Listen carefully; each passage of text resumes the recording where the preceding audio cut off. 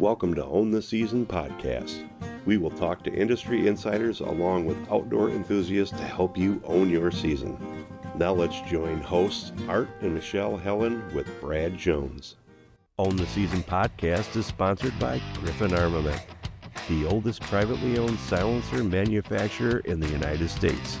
Go to griffinarmament.com to learn how you can get a silencer shipped to your door. Griffin Armament, engineered silence. Hello and welcome to Own the Season podcast. I'm Michelle Helen with Art Helen, and today our guest is Jeff Jalbert with Top Shelf Kennels. Jeff? Hey, how are you doing today? Pretty good. How about yourself? We're doing well here in Horace, North Dakota. We got a nice little warm-up, a little reprieve, so Mother Nature's shining on us a little bit here for a few days at least. I think we probably got a little bit of winter left, but 40 degrees for this time of year in North Dakota is, we'll take that. Yeah, the winters look to be pretty brutal in North Dakota. Yeah. With wind sometimes too, and the cold. Yeah. And, I don't think it's been crazy enough yet that we're going to have any more bird mortality. But barring any late winter ice storms or a bunch of snow or a bunch of cold, I think our wildlife is we've had some brutal days, but it hasn't been just prolonged. So hopefully we'll have some good carryover into next hunting season. Yeah. Yeah. So, and you're probably talking a little bit about all the animals, but I think you're really talking about your upland birds there. Tell us what you do there about your business there with Top Shelf. Sure.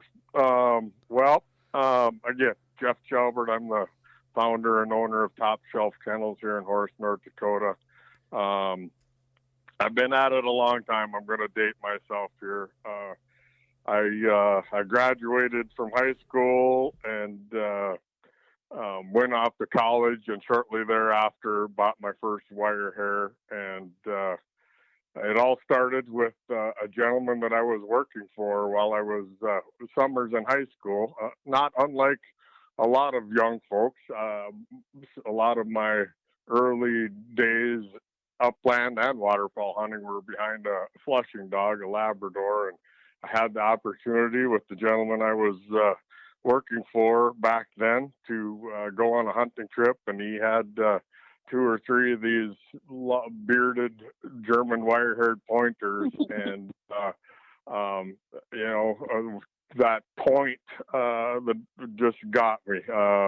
I still remember that first encounter with a dog going on point, and the gentleman who owned the dog said, "Yeah, walk up in front of it. He's got a bird locked down there." And this big long-tailed rooster came up in my face, and I ended up shooting it, and the dog ran and grabbed it and brought it right back to me to hand. And that's how it all started. But I had my first litter back in 2002. I guess we've had 43 litters from that day forward until today. And early on, I did a 30-year stint with the Pepsi-Cola company after graduating from college. And basically, I would have 1 litter a year, and they were pretty much all pre-spoken for or pre-bought. And it was about all my time would allow while I was working full-time. And then back in 2018, I decided to make a life and career change, and I left Pepsi and have been doing the dog thing full-time since then. And instead of having 1 litter a year, I have 3 or 4 litters a year, and take on a number of client dogs for training throughout the year. So, the good Lord has blessed me to allow this dog passion that I have to make the house payment and put food on the table, so to speak. Yeah, that's all we got to do is pay the bills, right? Right, exactly. And it sounds wonderful. I mean, like with any job, there's downsides, but to make your living and pay your bills, breeding and raising and training these German Wirehair Pointers let me tell you, like we had our first pointer, we bought in 2018, and that was after the death of our yellow lab. My parents primarily had yellow labs. A lot of our neighbors and hunting, buddies have labs. And we went from that to a wire hair. I don't think they could be any more opposite. But let me tell you, like just the personality of our dog, and it seems like it's pretty common in the breed to have such personality, and those facial furnishings, like all of it. Like it's I can't think of wanting to own a breed other than a wire hair at this point. Yeah, they truly are, amazing. And even, I've been professionally training now since 2018. And like I say, I've had, from 1991, I bought my first wire hair shortly out of college. And from that day forward, I've had no less than one, and as many as, I think 20 or 21 wire hairs at any given time from that day forward. But I had the really good fortune with the very first wire hair I got that I had a friend get me into the NAVDA system, the North American Versatile Hunting Dog Association, and I ran my very first dog that summer, 91, and I have to put my NAVDA hat on. The North American Versatile Hunting Dog Association. They foster the betterment of a lot of different versatile breeds. I believe there's 33 breeds that NAVDA recognizes. But I got hooked from the first dog that I ran in that first natural ability test, and I've since ran, I think it's over 100 dogs in the NAVDA testing system. I've been the president of the Red River Valley NAVDA chapter here in Fargo, North Dakota for the last 10 or 12 years. But the NAVDA testing system, whether you're running a puppy or an intermediate gun dog test or a finished utility dog test, or even at our Super Bowl of testing, the invitational, every dog is judged against a standard. So we see, I was also a NAVDA judge for 15 years as well. So I got to travel around the country and judge these dogs along with my judging partners for that particular test. But every dog, whether it's like I say, a puppy or an intermediate, a finish, or an invitational dog, is judged against a standard. So we see this work, it's prize 3 work. We see this work, it's prize 2, so on and so forth.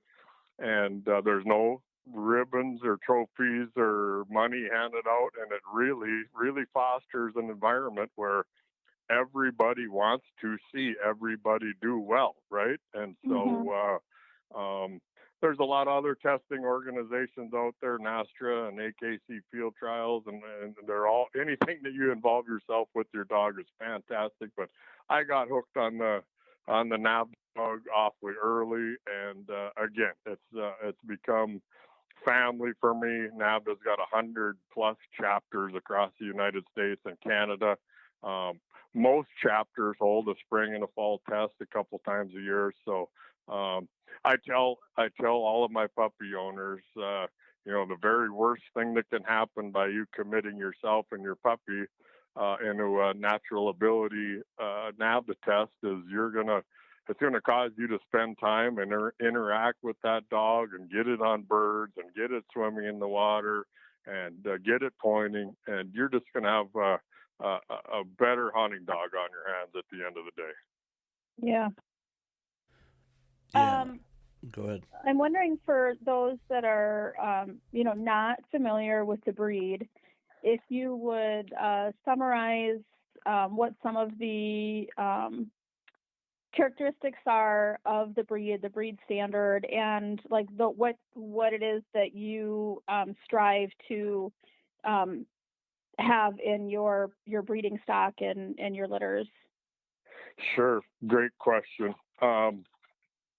First and foremost, this dog, if you do any history on the breed, the German Wirehair Pointer or Deutsch Drahthaar over in Germany, this breed came to be because there were certain folks that just didn't have enough money to feed a flushing dog and a pointing dog and a tracking dog and a waterfall dog. So they bred a number of different breeds together, short hair, stickle hair, poodle pointer, and came up with the German Wirehair Pointer. And it was basically a dog that could master anything, fur and feather and water retrieves as well as land retrieves and blood tracking. These dogs, if given the opportunity and trained, they can help retrieve wounded game.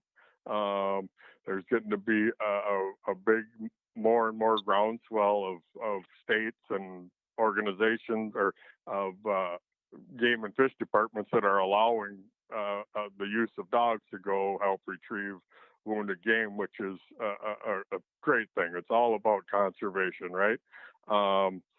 But back to your question, level-headedness, mental stability is really key. I like some people call it an off switch. It's you can have the most talented German Wirehair or any breed of dog, quite frankly, that finds a lot of birds and is just tenacious out in the field. But you bring them home and they just won't settle down, and they're anxious and they bark and they try to eat their way out of their pet border or eat a hole in your plywood or whatever. So mental stability is really paramount to me. Temperament, certainly talent. We're breeding for talent, and the breed standard. I love my dogs to be correct in that their angulation and their bone structure. They're correct. The dogs that are the most correct, you can tell when they're running. It's almost like it's effortless for them to propel themselves. And I've seen 70-pound dogs that look like they weigh 170 pounds out in the field, and there's also 70-pound dogs that run like they look like they weigh 30 or 40 pounds. So but in general, I'm breeding towards a more medium in stature animal. I did some breedings early on that produced some pretty large wire hairs, 75, 80 pounds, and I decided early on that big end of the spectrum was really not where I wanted to go. So I expect my males to finish in the 60 to 65, maybe a little bit higher than 65, but not much, and my females to be in that 50 to 55, maybe high 50 range. So you don't have to have XL, double XL pet porters and dog food bags. I just find that the medium and stature dogs, they're healthier. I believe they live longer. I think they hunt more days in a row without getting stoved up and stuff like that. So I'm breeding for a kind of a medium, agile, really athletic animal. Aesthetically, this dog, the breed standard calls for a really a dense, hard, flat-lying, very low-maintenance coat, but yet has the classic eyebrows and furnishings. And in a perfect world, you may have to pull a cockabur out of their beard or eyebrows, but the body of the dog should, to the standard, really protect that dog and make it impervious to picking up a bunch of garbage while you're hunting. And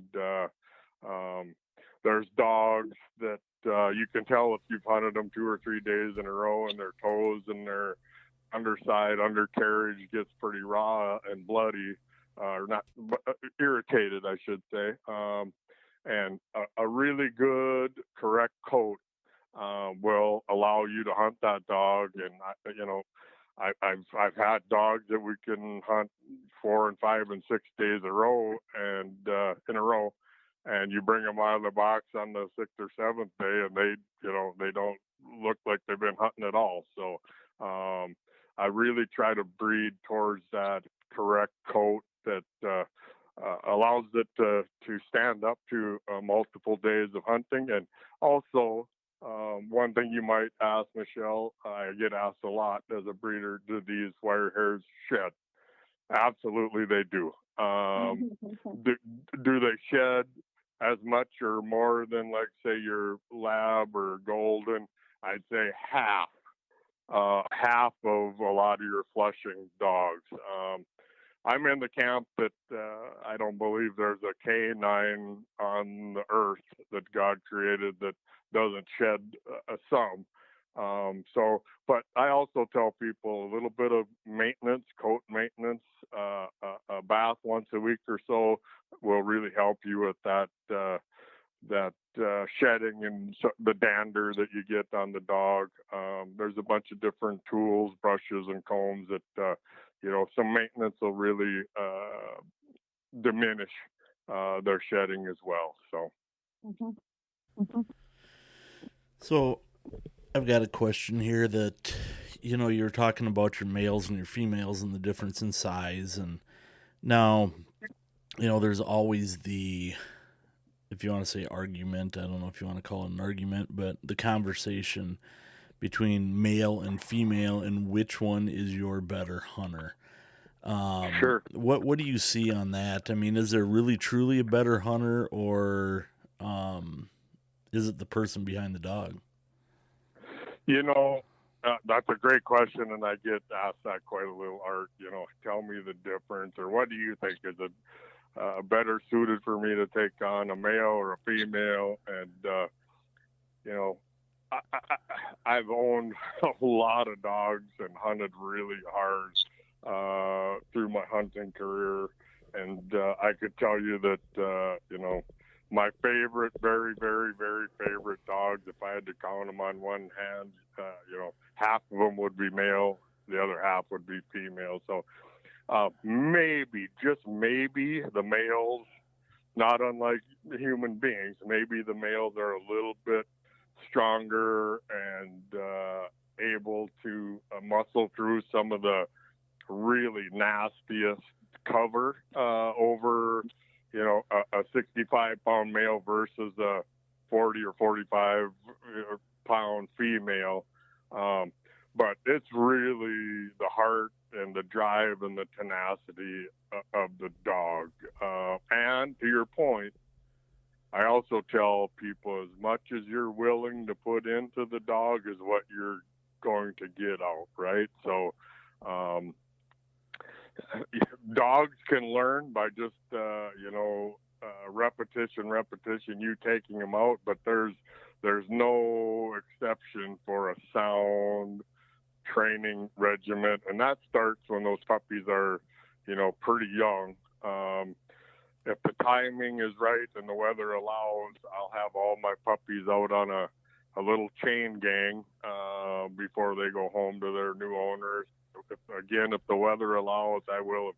There's nothing more fun for me than to take a litter of 7, 8, 9, 6 or 7 week old wire hairs out on a 100-degree day and take them out to the pond and put my waders on and walk out there. And a lot of times I don't have to coax them very much, and I've got little otters swimming out all around me. So that's just a ton of fun. So any reputable good breeder should be doing those kinds of things that really desensitizes them. And when they get their eyes open and I start feeding them mush or gruel, I start banging pots and their pan and make loud noises. So loud noises they associate with good things, right? right. My belly's going to get full.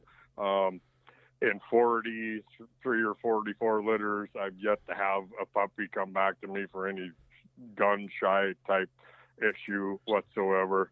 Back more specifically to your question, though, Art, a female left intact, you're going to deal with a heat cycle a couple times a year. And if that dog is in the house and you've got white carpet, you're going to have some doggy diapers or relegate her to the heated garage for that time while she's in heat.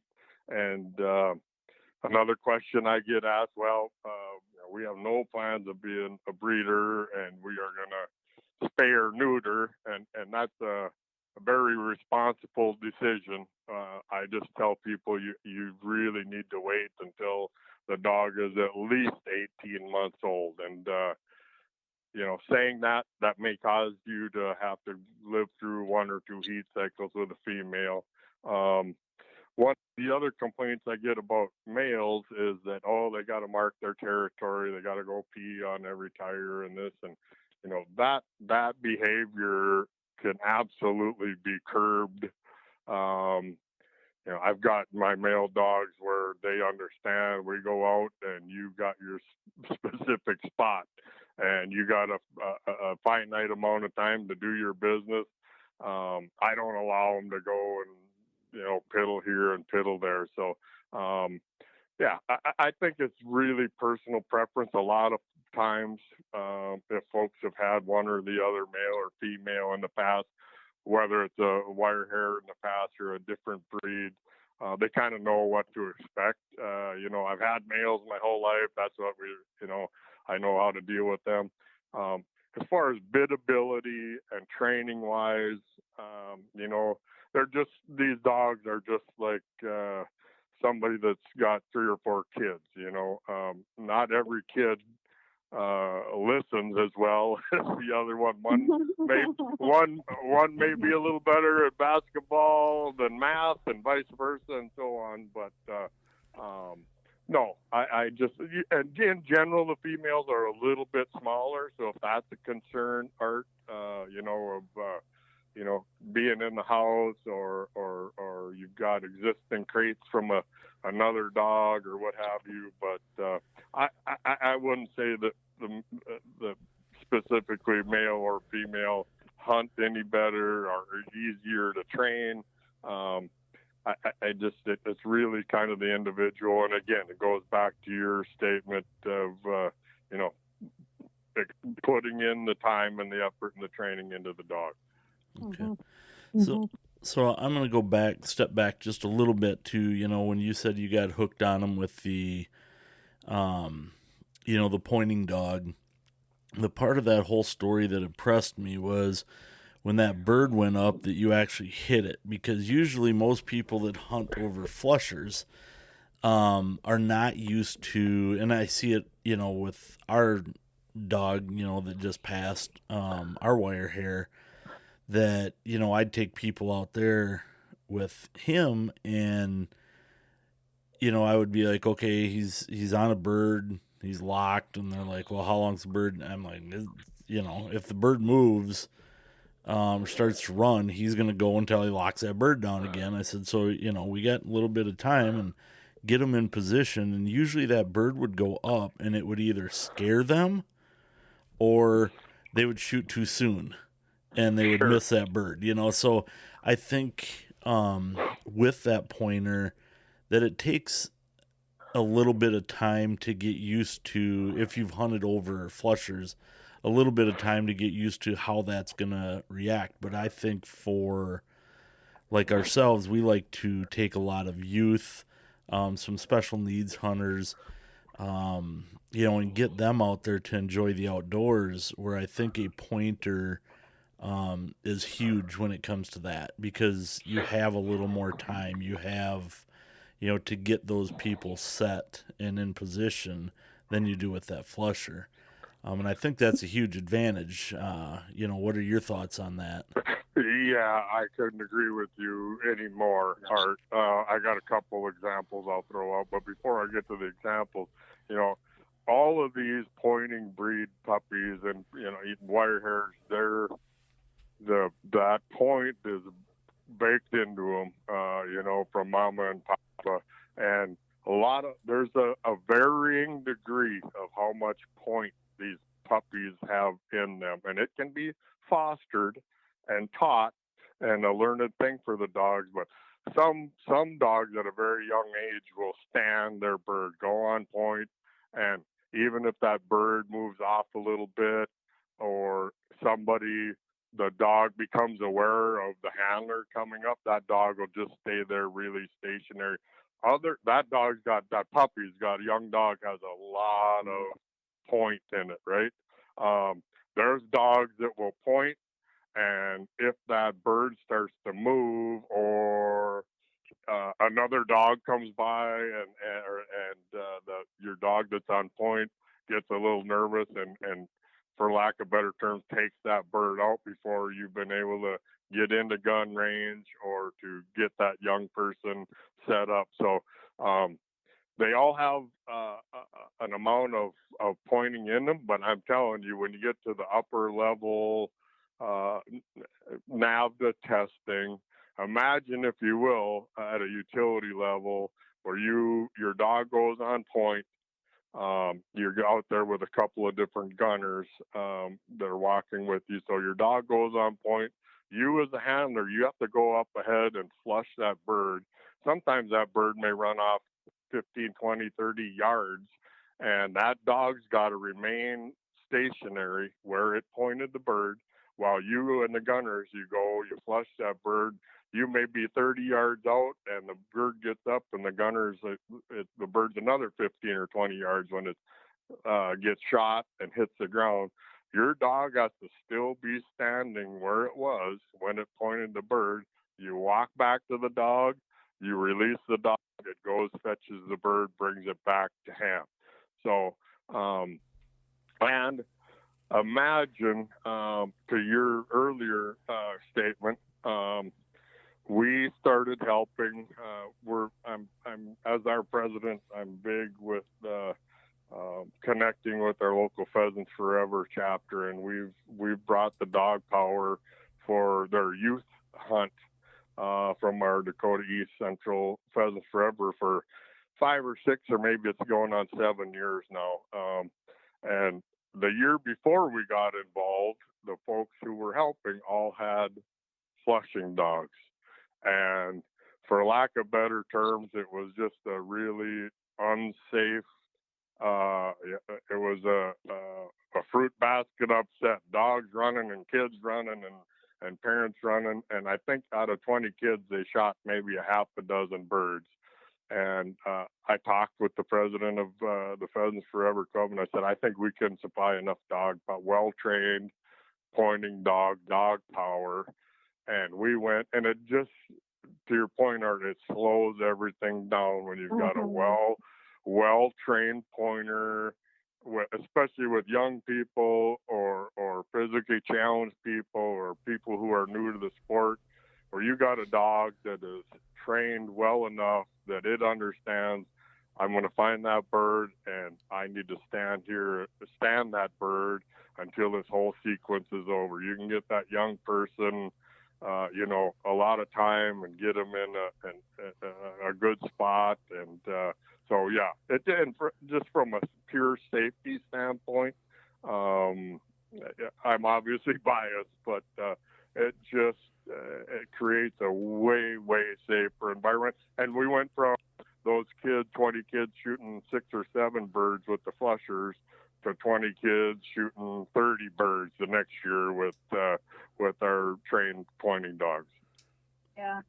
Yeah, that'd be hard to do with a flusher. Like, we used to do that with our yellow lab with our friends' kids. We would do the pheasant hunt in the morning and then like a small game in the afternoon, but we had our dog on leash, and we would the kids were all fairly young, and we would line them up in a line, and we'd put the birds to sleep real good and tuck them in there, and we'd have them all lined up in a row and get their guns up and ready, and then I'd release the dog, Sure. And we were all standing, 10 feet or less, from it. And that was the only way to, be successful with kids. But we were only dealing with, 4, 5, 6 kids. Sure. It was doable in that small number. Yeah, I can see where it would be a lot of chaos. Doing that with a large group and a large number of dogs. Yeah, absolutely. Yeah. No, and like I say, we really enjoy, this is not just specific to NAVDA, but, the whole introducing new folks to our sport. I think we all agree, the hunting sport needs as many incomer new hunters, whether they're young or female or first timers. We need to foster that, and to be able to have a safe environment and make those folks with their first opportunity successful. I think that's powerful. And don't get me wrong, the Flushing dogs, the Labrador, I'm not a Labrador knocker. I'm not bashing them. It's just my opinion that for my style of hunting and for what we do, and for, again, introducing the new folks to hunting, I think it's hard to argue that being able to slow that process down to where you can give that new person plenty of time, and you can give instruction, and it's just a really, really much safer environment, in my opinion. Yeah.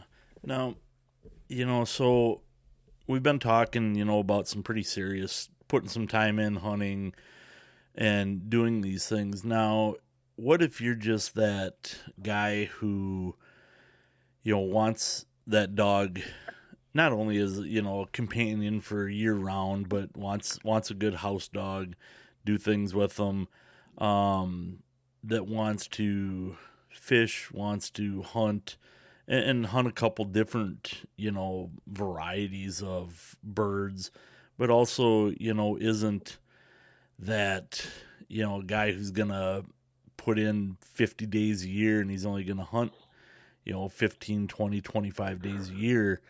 Are you going to put that dog through the same type of training that you would for that, guy who wants that? I just want this gung-ho hunt 100 days out of the year dog. Is it going to be the same, or do you look at it a little different?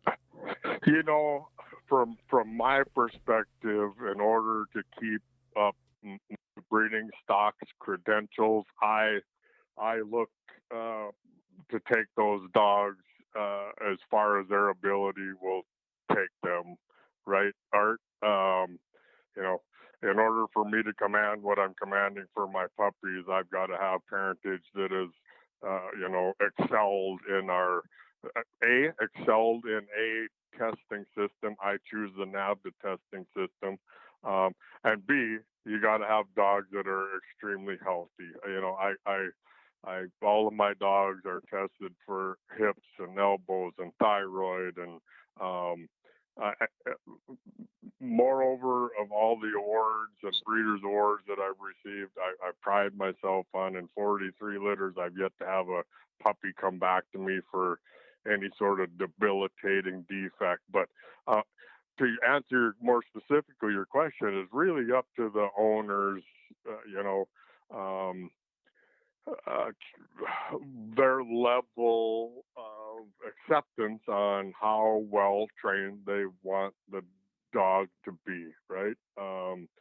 Does the dog goes out, grabs the birds and brings it back, and he drops them within a couple steps of me, and I get the bird? For some people, that's good. He went and he found the bird, I shot it, he picked it up, he brought it back close to me.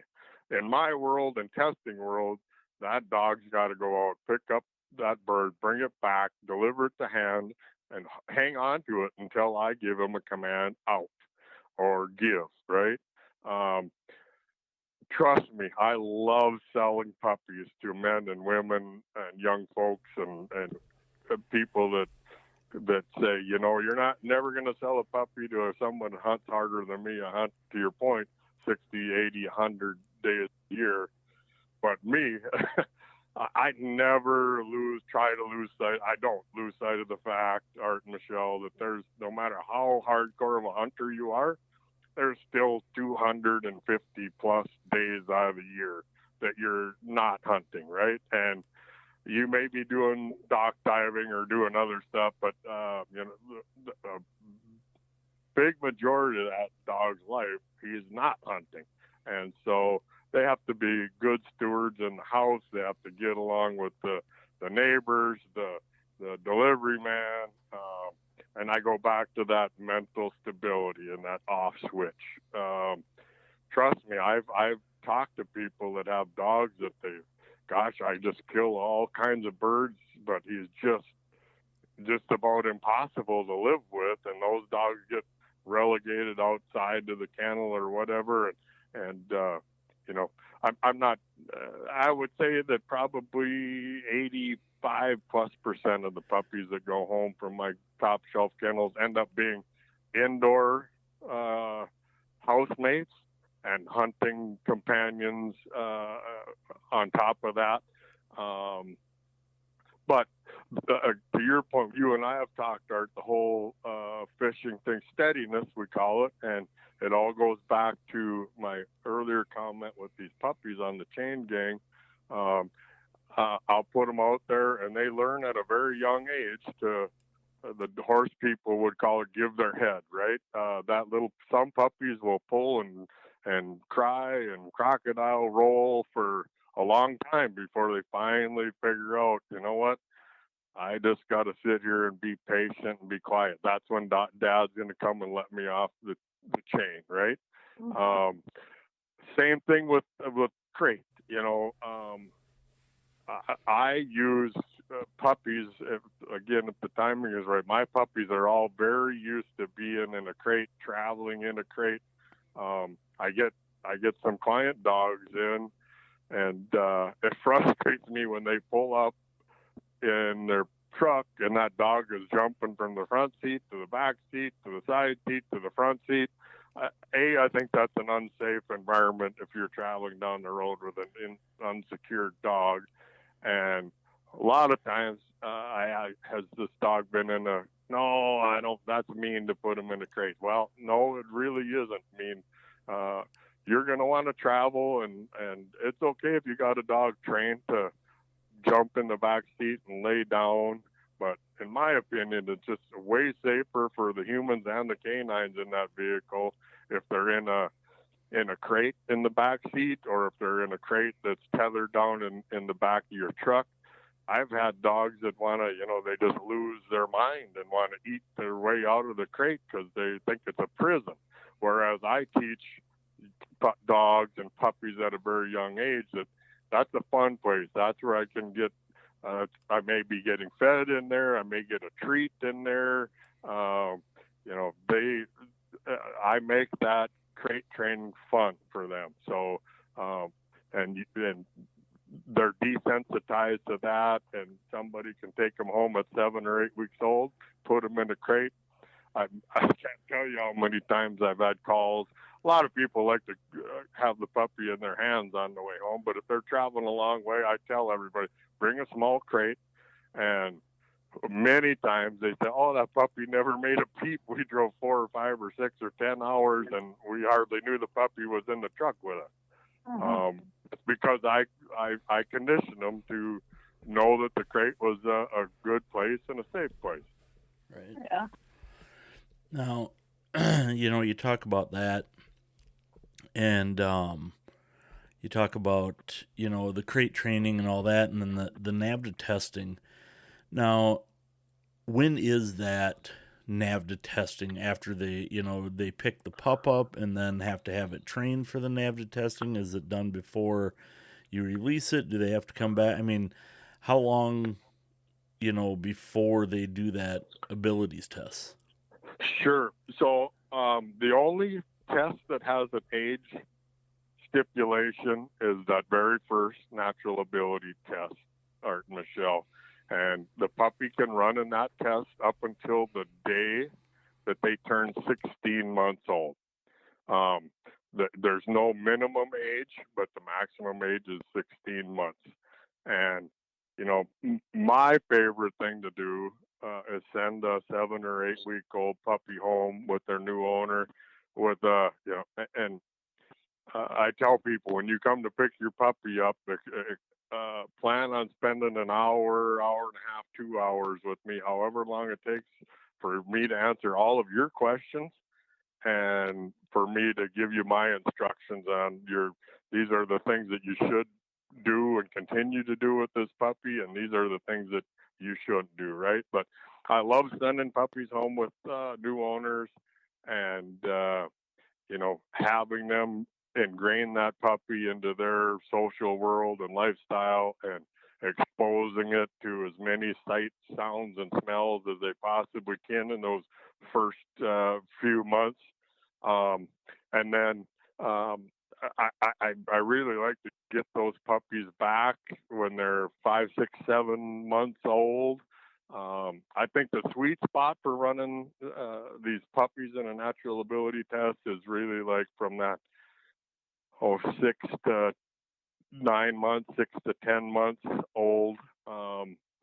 Again, they can be run up until the time they're 16 months, but if they've had a really, really good bird season under their belt and they can get out over their skis, I like to run that test when the puppies still are a little bit dependent on their owner or on the handler or the trainer, so to speak, versus before they get completely bulletproof, which they think they are sometimes at a year and a half old. So, and I do it a number of different ways, Art. People ask me, if I take this puppy home, whether it's work or lifestyle or a vacation or whatever, I can't commit I'm all bought in on your vision and helping you, achieve your Breeders' Award goals or whatever, but I can't do it. So I gladly take that puppy back, 30 to 60 days ahead of time prior to the natural ability test and get the puppy prepared, and I can run the puppy and hopefully it does very well for most of the time they do if I prepare them for that test and then hand it back to you. Or I've been very successful at send me the puppy, I'll get it prepared, and then you show up as the owner for a train the trainer day, so to speak, and we do a mock test, and I talk to you just exactly like the judges are going to talk to you on test day, and you know what to expect, and I've had really good success with that too. The owner showing up a day or two before and running their dog in the test themselves. So we can do it either way, or a hybrid approach or whatever. But anytime, I think Art and I talked about this a little bit, but I've had 43 litters. It's either 43 or 44 litters now, Michelle, and 36 times Top Shelf Kennels has been awarded a NAVDA Breeders' Award. And what that means in the natural ability puppy test is anytime 4 puppies from a given litter are run in that natural ability test and they pass the test with a CUME score of 90 points or higher, maximum score is 112 points, by the way. So anytime 4 puppies pass the test and their average score is 90 or above, that litter, the sire, the dam, the breeder all qualify for a NAVDA Breeders' Award. It takes 4 puppies in the natural ability test. If you move on to the finished utility dog test, it takes 3 puppies from that same litter or a given litter to get a prize 2 or higher utility score with an average score of 180 points or higher. 204 points is the maximum score in a utility test. So anytime 3 dogs from a given litter pass that test and break the 180 point average threshold, that litter achieves a utility breeders award, which there's not a lot of those handed out any given year across all the breeds that NAVDA recognizes. And then if you get to the invitational level, if you get 2 dogs that are litter mates that pass the NAVDA invitational, that's an invitational breeders award. And I talk about these awards a lot, but it really helps steer my breeding decisions. If I've got a litter of puppies that may, some of the folks that are testing them may be first-time owners, and those puppies do gangbusters in the test, and everything else, their temperament and their coat and their everything else is in order, that's a breeding I'll certainly want to repeat again.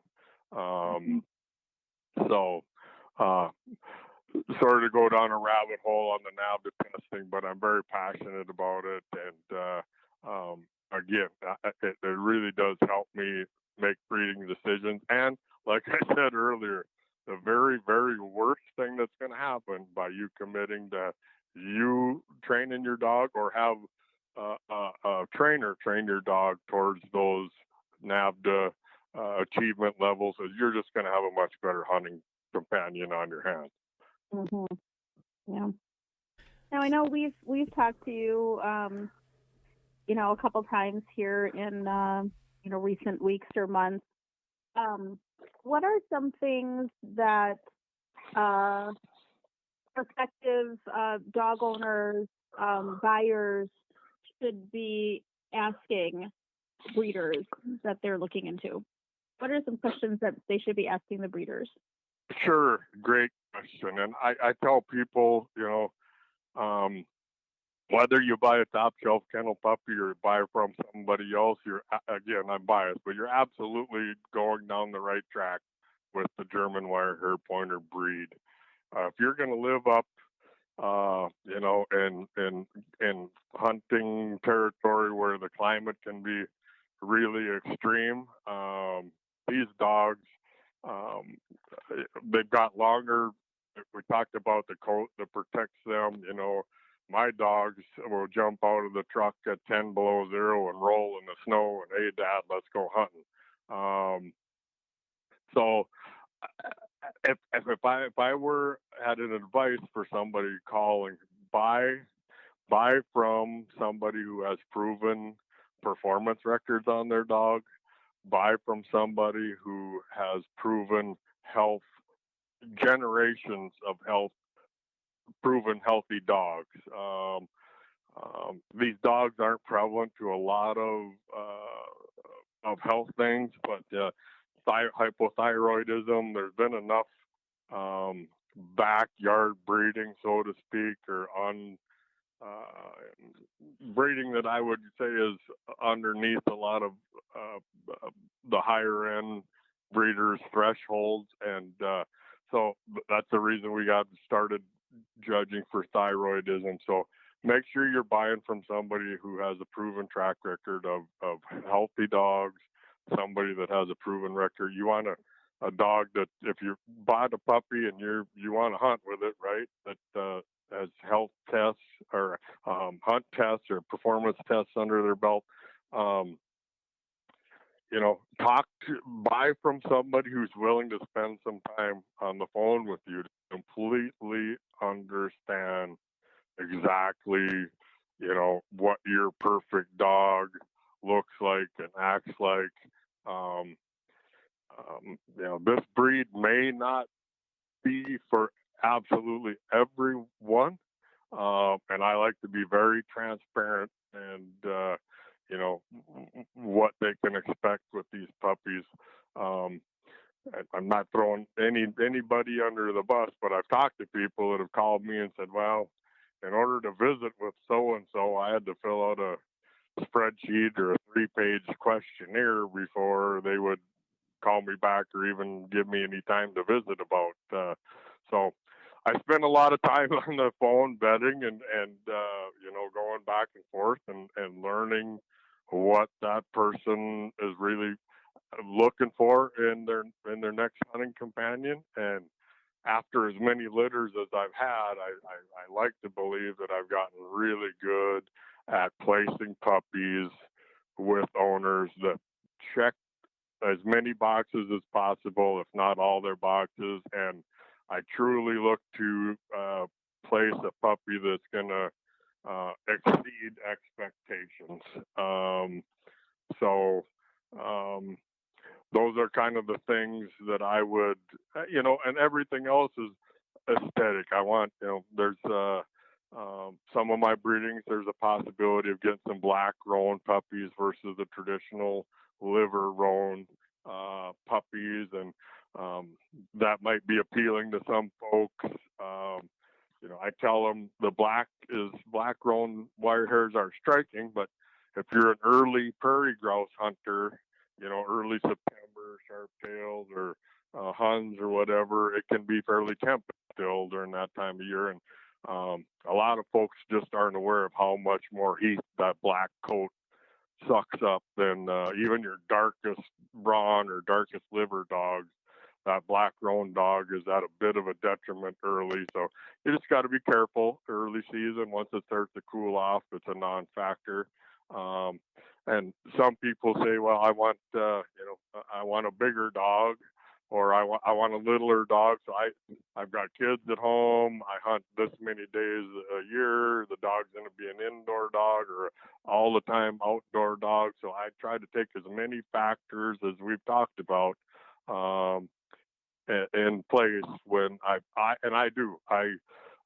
Maybe some breeders don't, but I pick every puppy for my potential new owners. And again, that comes from a lot of back and forth and understanding both ways what kind of puppy they're looking for. And I hope I answered your question, Michelle, if you have more specific ones, but those are some questions that as a newbie, I would certainly be asking my breeder. Yeah, I think you touched on them. Yeah. Yeah. So I've got one more question, and that question would be, as far as training goes for your pheasant hunting, for everything else, because obviously, somebody comes in and let's say they're from southwest Iowa, okay, and so they come up to Nebraska or up to North Dakota, get their puppy, they go home. They have the opportunity or option, I'm assuming, to do their own training, do whatever they want to do to try to train that dog after the NAVDA stuff for their own pheasant. Now, if they don't want that option and they want that dog to be a better dog, how long do you usually have to wait before you bring that dog back to either you or somebody who's specifically trains for that pheasant or the bird hunting end of things? If I understand your question correctly, Art, preparing the puppy for that natural ability test is all about exposure, right? They call it a natural ability test, which is what it is, but to take a young dog that hasn't been trained to run in the natural ability test it's a bit of a misnomer, because I can tell you, to be successful and get high scores and get 4 puppies from any given litter or more than that to pass the test, you've got to spend time training them. And at the puppy level, we give the puppies a lot of leeway on obedience and cooperation. We do expect them to have high desire. We do expect them to have a good nose. We do expect them to point birds, not flush birds, right? So any of those 3 things that they don't do well could be detrimental to their score at the end of the day. But I tell people, let's get this puppy through the natural ability test, whether you've done it before or I help you from afar, or I can there's 110 NABDA chapters across the United States and Canada, and I have, through my judging experience, I can a lot of times steer people towards their local or closest NABDA chapter. Most NABDA chapters, and I'm not going to speak for all of them, just in general, have summer training events. They have winter training events. So a huge resource for folks, no matter kind of, I'm not saying that, in Texas, there's a couple chapters or maybe 3 they're up to now, but you may have to drive a few hours but it's really a group of like-minded, dog-friendly people who want to see new people get into the sport and want to see people do well in the NABDA testing system. So, getting the puppies to point birds game, getting the puppy comfortable and confident to go in the water, getting the puppy to track a wounded rooster pheasant that has had his flight feathers pulled out of one wing, concentrate, put his nose to the ground. If you can get that puppy trained to do well in that natural ability test, you're going to have a lot of fun with that puppy that first real wild bird hunting season. And I tell people, go build the fire, start the engine on this puppy and take him hunting. And that first year out, are they going to bump some birds, and are they going to, mess up some opportunities? Yeah, they are. But they're certainly going to go and be fun to watch, and they're going to make game, and they're going to, grab birds and, bring them back close to you. A few of them might get a few feathers plucked out of them or whatever. But then that second spring or summer is when we really, that's my philosophy anyway, Art and Michelle, is put that first good bird season on that puppy, and then the next summer is when we really go to town with some more sophisticated training, and that's where we can get into that, the more steadiness, and the steadiness could be on birds, or like you and I talked, Art, the steadiness could be in your boat, right, where the dog understands. I get to go with Dad fishing today, but I can't be jumping in the water every time a lure hits the water, or every time a fish comes aboard. I can't just be losing my,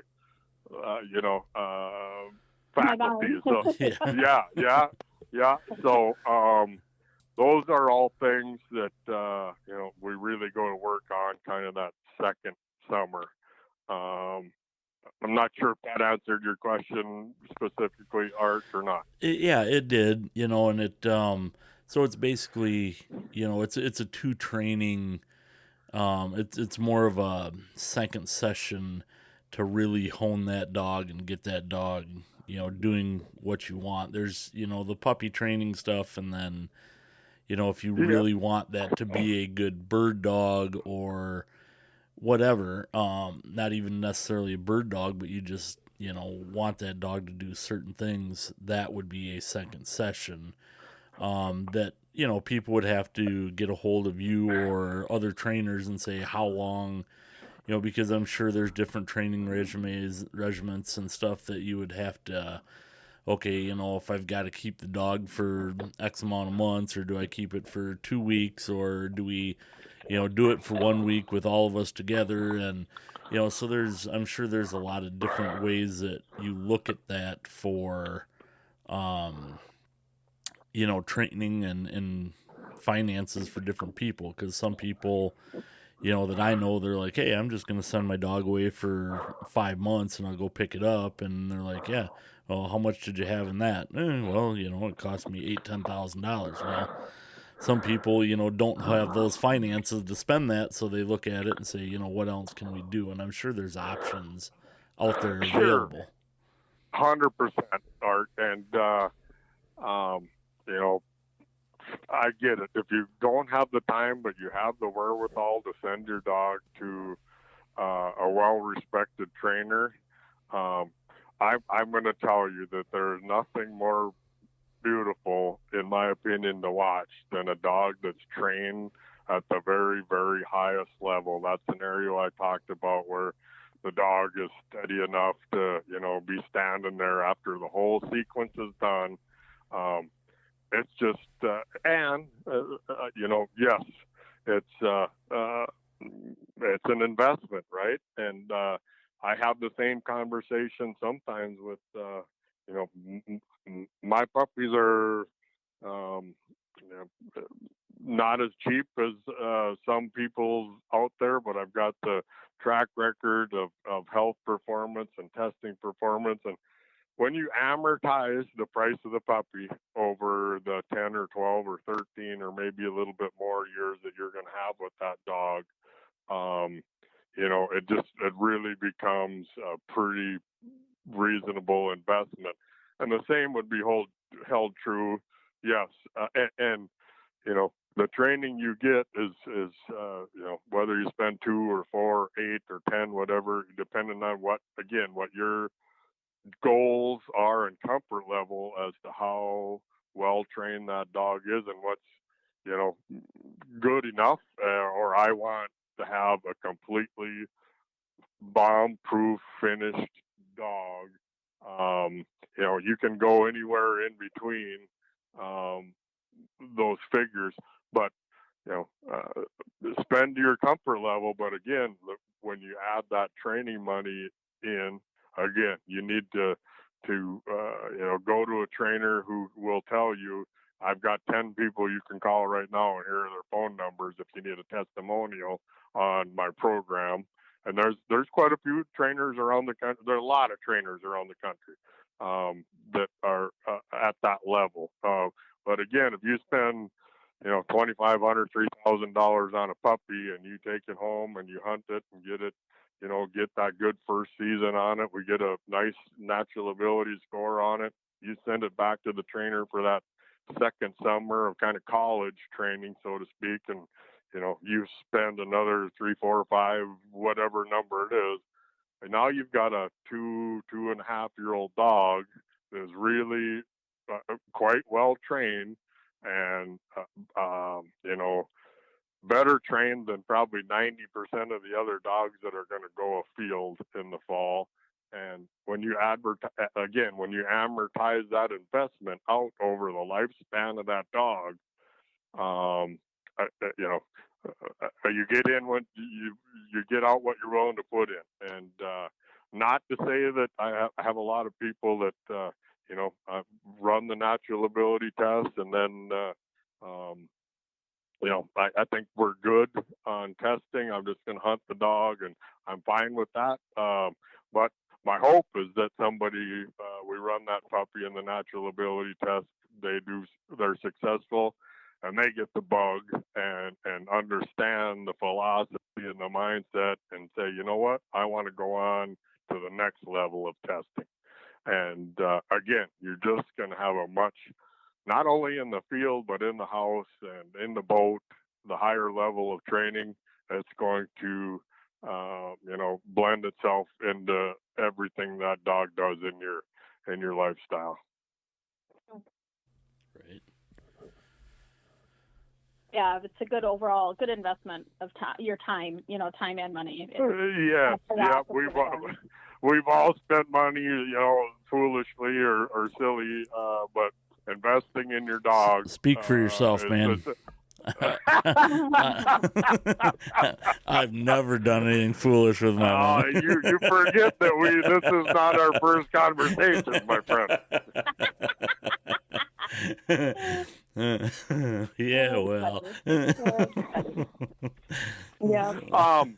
One thing, if I could just, this is a little bit off subject, but I'd be remiss if I didn't mention it. Just recently in the last 5, 6, 7 years for me, anyway, I found about it. This is one of the questions that I would, if a newbie, be asking. We've now been able to isolate the furnishings genes on these bearded dogs, whereby an owner can take a couple cheek swabs and send it off to Embark or Neogen, and there's a myriad of markers and health criteria that a person can find out. But I can tell whether my dog is a big F, which is 2 dominant genes for furnishings, or a big F, little f dog, which is a dog that carries the dominant and 1 recessive genes for the furnishings. And then a little f marker dog for furnishings is a wire hair that looks like a short hair. It's a slick. I really frown upon breedings that at least one of the parentage is in a big F dog. What that ensures is that every single puppy in the litter is going to have beard and furnishings. Again, I know it happens. People breed big F, little f2, big F, little f, or a big F, little f to even a slick little f dog, and there's the probability of producing German Wirehair Pointers that don't live up to the breed standard and look like German short hairs. And don't get me wrong, there's wonderfully talented, and there's a lot more German short hairs out there in the world than there are wire hairs, but I'm trying to build wire hairs that are true to the breed standard. And when you look at them from 20 or 30 feet away, you know exactly what you're looking at. I've been the people that are doing this test, the breeders that are doing the testing, the professional breeders, I would say, it allows you to absolutely eliminate slick wire hairs from your program, and I've chosen to go that route. I know that there's others that haven't. Some people, if most of the people that call me looking for a puppy, they want a wire hair puppy that looks like a wire hair, and they don't want a puppy that this one doesn't. You get home and the dog, and you can tell by looking at them if you know what the parentage is. They get a dog home and they're invested in it and spend a bunch of time, and it just doesn't get any.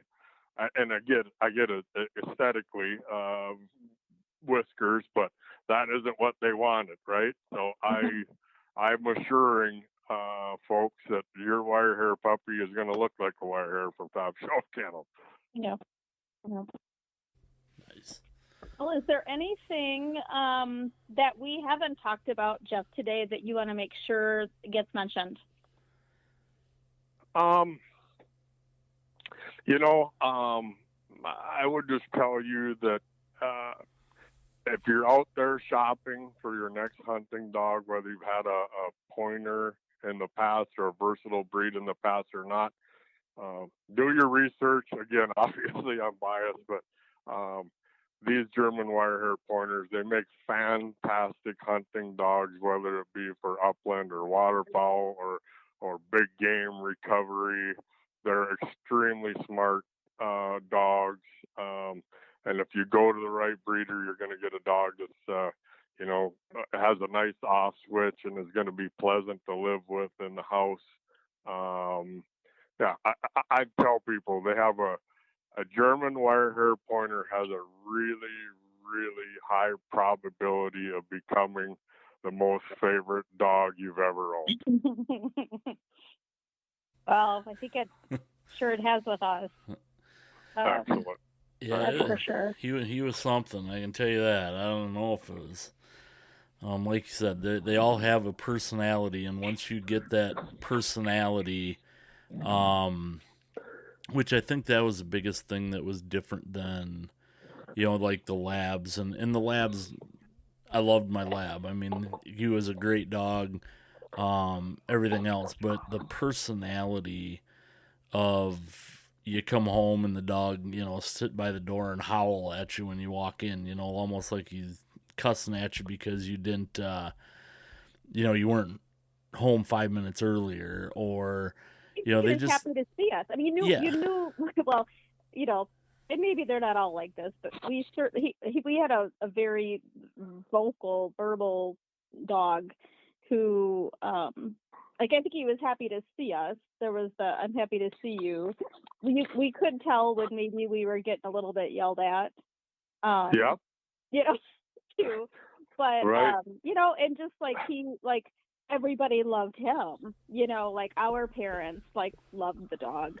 The dog sitter like loved the dog. The mail lady loved our dog. I mean, like, you know, he just made friends with everybody. Like his personality was just like magnetic.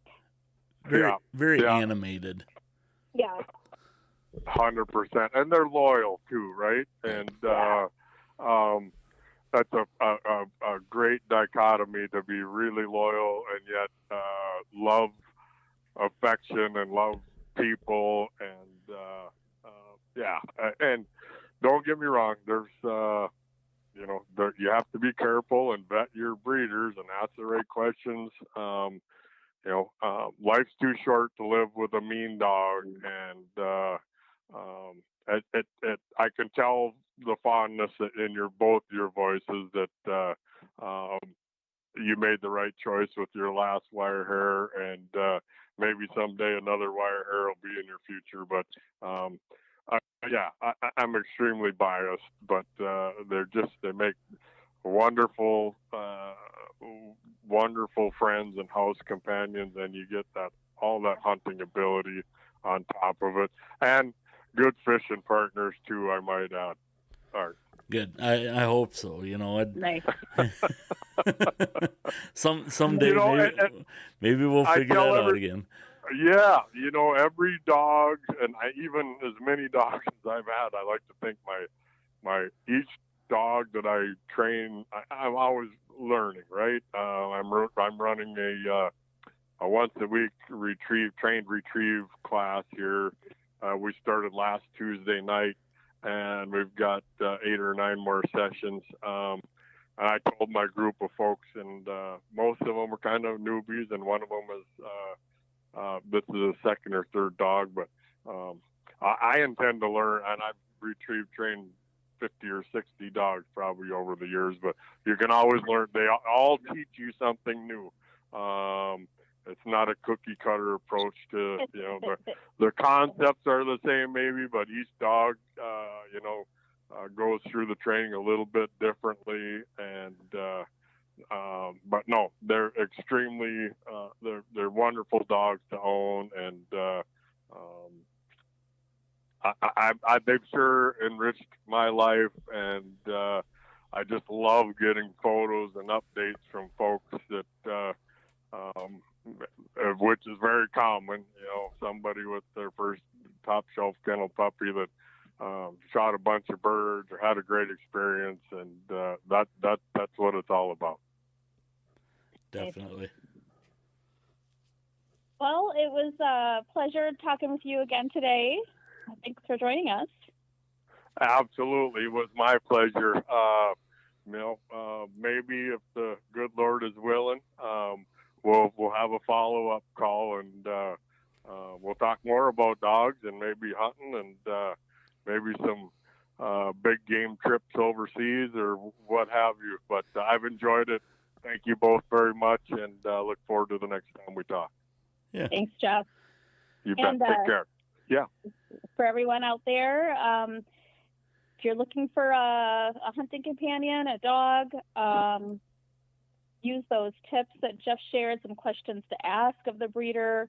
I know we talked a lot about the Wirehair Pointers today, but a lot of those questions are relevant for any breed that you're getting. There's nothing better than hunting with a hunting companion, a wonderful dog, and own the season. Yep. Absolutely. Can I throw up my contact info? You bet. Oh, please do. Yeah. Yeah. Again, Top Shelf Kennels. I'm in Horace, North Dakota, Southeast North Dakota. 701-367-5758 is my phone number. Top Shelf Kennels, plural.com is my website. I'm in the middle of construction of getting my website up to date with my 2020, spring 26 breeding plans and so on. But you can go check it out. You'll get a really good flavor for what my dogs look like and really what I'm breeding towards. So again, I appreciate your time, Art and Michelle. This was a lot of fun, and look forward to doing it again sometime. Awesome. Thank you, sir. You guys take care. You Yep. too. Bye-bye. Have a great day, everyone, and own the season. Follow Own the Season Podcast on Facebook and Instagram. Thanks for listening. Check back weekly for new episodes.